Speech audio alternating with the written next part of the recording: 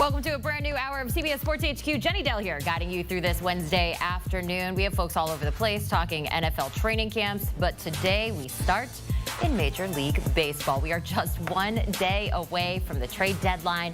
Front office is really making that final push for contenders. It's all about adding that missing piece, some power bat, bullpen help, rotation depth. For sellers, it's a chance to stockpile prospects and reset for the future. With just hours to go, you can always expect some last-minute drama, surprise moves, a flurry of deals that could shift this playoff race. Here are some of the guys that we are tracking right now, already making some moves. And for it all, we have you covered right here on CBS Sports HQ.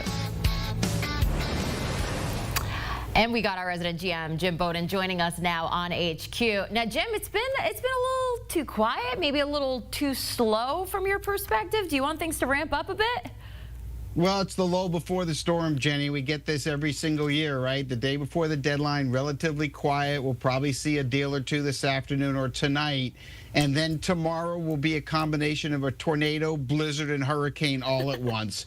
We have 30 hours left until the deadline, and we're going to have elite starting pitchers traded. We're going to have elite closers dealt. We're going to have power bats that are traded. We're going to have a lot of drama tomorrow, and it's great at the end. Like I used to, as a former GM, and I sat in that seat for almost 17 years, I can tell you the trade deadline was as fun a time as there is. You don't get any sleep. You sit in that war room, changing that whiteboard. You're calling, you're texting, you're watching video. There's nothing like the next 30 hours for all these GMs and presidents. It sounds right up my alley there. We're going to run through a list of a couple guys that are on the trading block right now, and I want to start with Eugenio Suarez. He was hit on the hand on Monday. The scans thankfully came back. The MRI is clean. Is he still receiving the amount of attention that you expect? Yeah, he is. There are 7 teams that are still in on him. He will be traded by tomorrow at the 6 o'clock deadline. Here are the teams that I'm being told within the hour that are still in it. Detroit Tigers, Cincinnati Reds, Milwaukee Brewers, Philadelphia Phillies, New York Mets, Chicago Cubs. All of them right now, to some degree or another, are still in play. I forgot to mention Seattle Mariners. They are the 6th team that is in the 7th team that is in on it as well. They've already traded for Josh Naylor, but they're continuing discussions for Suarez as well. Most home runs by a primary third baseman in the first 100 games of the season, right up there on that list. All right, up next, we got Luis Robert Jr., the Chicago White Sox outfielder. His name has been circulating quite a bit. He is owed $5 million for the remainder of 2025. He has 2 club options for $20 million in 2026 and 2027 with a $2 million buyout for each season. Where are you hearing for him? Yeah, so it sounds like the New York Mets and the White Sox continue to exchange names. The Mets said no to Mark Vientos. The White Sox said no to Luis Angel Acuna, but they're still working on names. There seems to be some momentum there. The Mets would love him to be their everyday center fielder. The Philadelphia Phillies are still in play for Robert, as is the San Diego Padres. So it seems like those are the 3 teams that are left standing, but there seems to be some momentum between the White Sox and Mets. We'll see who blinks here at the end, but I do anticipate Robert getting traded. The White Sox just trading away Austin Slater to the Yankees, so they are making some moves there. Up next, we got Steven Kwan, the Cleveland Guardians outfielder out there. Even though the Guardians initially seemed unlikely to move him, I mean, a talented player, 3-time Gold Glove winner, 2-time All-Star. He's really established himself as one of the league's top defensive left fielders. So what do you think is going to happen with Kwan? I don't know if he's going to be traded or not. I know they were very close to trading Emmanuel Clase before he got his administrative leave for the gambling investigation. That was a big blow. We do know the Guardians are trying to sell at the deadline. They have reliever Cade Smith they can still trade, but they also, if they did that, they would have no one at the back end. So it seems like Steven Kwan and Carlos Santana are the 2 guys they're trying to move. Kwan is their best trade asset. The Phillies are in play, so are the Padres, the Dodgers, and the Blue Jays. Those are the 4 teams we're hearing that are still in on Kwan. Look, he's a Gold Glove left fielder, doesn't have a lot of power, but his contact rate is elite. And for teams like the Phillies, Padres, Dodgers, and Blue Jays that have such a powerful lineup, if you could put Kwan at the top of that lineup to create traffic, it's a game changer, right? And I had a couple execs do the argument that, look, Suarez can hit all the homers he wants, Quan for our team will produce more offense because of the big boys we already have behind him, which is an interesting argument. So we'll see what the Guardians can get for Quan. It'll be interesting to see if he's moved or not. All right, next we got Miami Marlins pitcher Sandy Alcantara. Those are swirling around. Two-time All-Star, Cy Young Award winner. He's on the radar for several teams looking to bolster their rotations. Where do you think he could end up? Yeah, so it's interesting because over the weekend, I had gotten the impression from the front office with the Marlins that they weren't going to move him. They weren't getting offers that they felt were equal to what he brings to the table. Remember, he won the Cy Young Award in the National League in 2023, and they were looking for a return for a pitcher of that caliber when you get him for 3 postseasons. However, everything changed yesterday. Yesterday, they at least had one team that stepped up. Now it's likely he is going to be traded. And if you're a contending team and you have a chance to get him, look, his last 2 starts, he didn't give up an earned run. Padres, he shut out over 7 innings last night, 5 shutout innings against the St. Louis Cardinals. There's the Boston Red Sox that are buyers that have been linked to him. An interesting team came up late last night, the Baltimore Orioles. I know they're selling, but they also might be buying at the same time, and they do match up well with Miami with all their prospects, as well as young players on the big league level. And Baltimore anticipates being contenders next year. The fact they could control him for 2 more years kind of makes sense for him. The Astros have been connected with him, but it doesn't sound like they match up very well. The Padres are trying to find a way to get him, but it sounds like they're going to get a bat rather than him. So we'll have to see, but he may be going to either Boston or Baltimore. I wouldn't mind him in Boston. I'll go with that. I like that look. All right, Mackenzie Gore is next up on our slate. So Washington Nationals pitcher, first-time All-Star in 2025, a 3.52 ERA, 144 strikeouts. He's a hot commodity on the trade market. Gore, where do you fit? It could go either way here, right? You have an interim GM in Mike DiBartolo who's trying to keep his job so the interim tag goes away. You have an owner in Mark Lerner that has to decide, do you want an interim GM to make the trade for Gore, or do you want to hire a president of baseball operations and let him do it in the offseason or next trade deadline? So that'll be interesting to see. I think it really depends on how big an offer they get. We've heard the Chicago Cubs nonstop connected with Mackenzie Gore. And the Cubs, when you look at their farm system, certainly have enough to be able to make a significant deal here to get Gore. So that is the one team that I would watch with Mackenzie Gore here over the next 30 hours. Right now, Gore is under team control through 2027. An attractive option for teams that are looking for a top of the rotation arm right there. How about Dylan Cease? So, we've heard his name quite a bit, the Padres starting pitcher. He's attracting significant questions. The Padres currently in playoff contention, so rumors suggest they might be willing to part ways with Cease. They might not. What are you hearing? Yeah, I think they're going to trade him, and I think the Houston Astros is the likely landing spot. Now, Astro fans have been asking me, why in the world do we want a guy that's 3-10 with a 4.70 ERA? And my answer to that is pretty simple. Go back 12 months when the Astros traded for Yusei Kikuchi, who at the time was 4-9 with a 4.70 ERA with Toronto. He came over to Houston and dominated the rest of the year. Was one of the top leaders in the American League in ERA, went 5-1, and was dominant. Why? Because the Astros data department and pitching room found some things that they felt they could correct immediately with Kikuchi. They did, and he dominated. Well, that same data and pitching room believe that they know how to make some adjustments with Cease and do with him exactly what they did with Kikuchi last year. So if they can match up in a trade, don't be surprised if Dylan Cease goes from the Padres to the Astros tomorrow. They got to maybe share that knowledge with some other teams. Get these guys going out there stronger. I don't know. Joe Ryan is next up, the Minnesota Twins starting pitcher. He's been a really hot topic of speculation as well. An impressive 2025. He's 10-5, 2.82 ERA, 137 strikeouts. The Twins, though, it's kind of confusing. They're currently 51-56. There's questions whether they're going to be buyers, sellers at the deadline. What do you think is going to happen there? Well, they're sellers. That's clear. They became sellers just like the Guardians, just like the San Francisco Giants, and a lot of these teams making decisions at the last minute. So they're listening on Ryan. Doesn't mean they're going to trade him, but teams, every contending team practically, is being very aggressive on the Twins with Joe Ryan, basically their entire bullpen, Willie Castro, and Harrison Bader. Okay, and so the Twins are going down this process and listening. Now, if Ryan is traded, he will be the best starting pitcher traded at the deadline, without a doubt.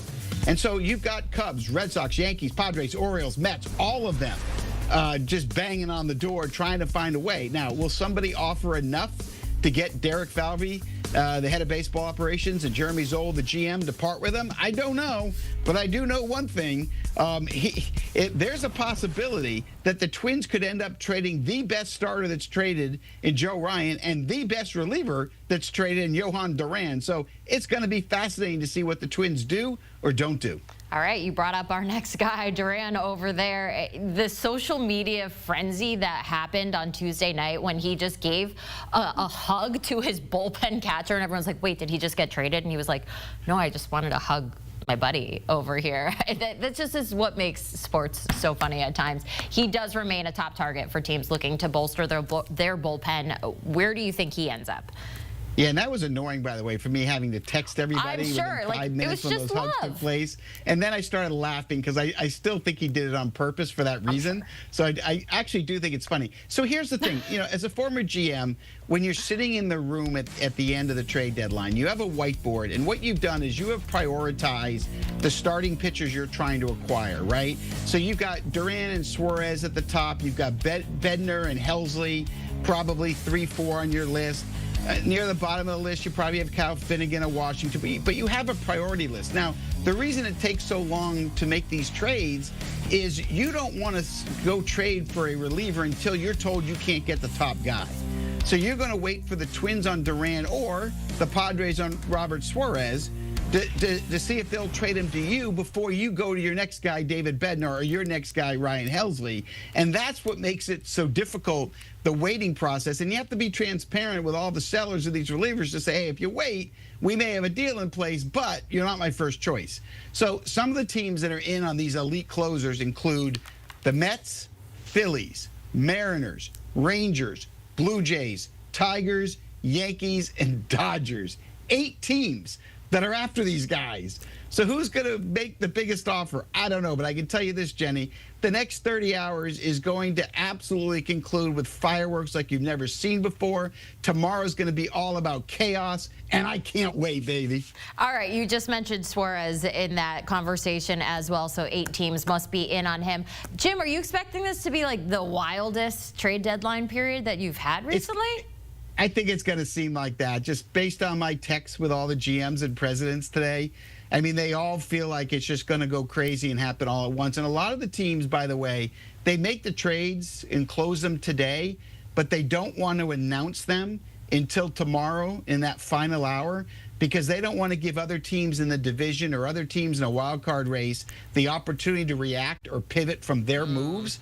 So a lot of these teams will hold it, and some will hold it right until 5:59 p.m. tomorrow, and then not publicly announce it till 6:01, just so nobody can react to the moves they make. So some will announce it. We'll get a couple. We'll get a trickle today. We'll get some, but tomorrow it's going to be wham bam. Thank you, ma'am.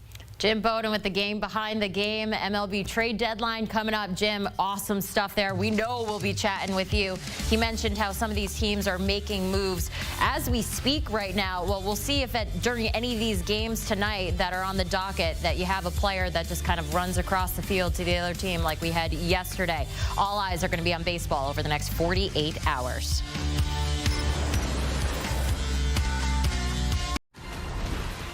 Back here on HQ Spotlight, we are just one day out until the MLB trade deadline is officially here. We haven't seen too much movement just yet, but things could pick up here in a bit, according to our MLB insider, Jim Bowden. In terms of the pitchers, so we all know it always comes back to pitching, and that seems to be on every buyer's wish list. Here's what Jim posted on X. The buzz from the MLB GM community believe that the starting pitching market is robust and moving fast, including Sandy Alcantara, Dylan Cease, Mackenzie Gore, Joe Ryan, Zach Gallen, Merrill Kelly, and Mitch Keller. It's going to be a fascinating 47 hours. Now, Jim posted that last night at 6:50 p.m. Eastern. So we're all just waiting here to see what is going to go down with the starting pitchers that are still out there that could be on the move. So let's welcome in Matt Snyder. We're talking about some landing spots for some of the bigger names, Matt, and we're talking about Sandy first. Sandy Alcantara, he was not good that long ago. He had like an ERA over 7. I remember talking about that, and now it feels like things are clicking for him at just the right time. And when we're talking about fits, you kind of having him following his former teammates' blueprint in Jazz Chisholm.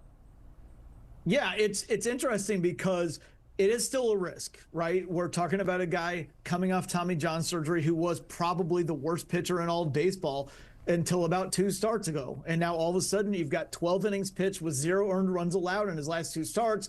And visions of that Cy Young Award winner start dancing in your head a little bit. I think Brian Cashman is in a position with the Yankees to take a shot here because they have a little bit of a depleted farm system. They have multiple needs, so they can't swing huge for some of the bigger names out there. I know Alcantara is the biggest name because he won a Cy Young, but his value is depressed enough. I think the Yankees can go out and take a gamble here and get the job done and hope that these last 2 starts show that he's fully recovered now from the Tommy John surgery and he's ready to be that guy who won the Cy Young in 2022.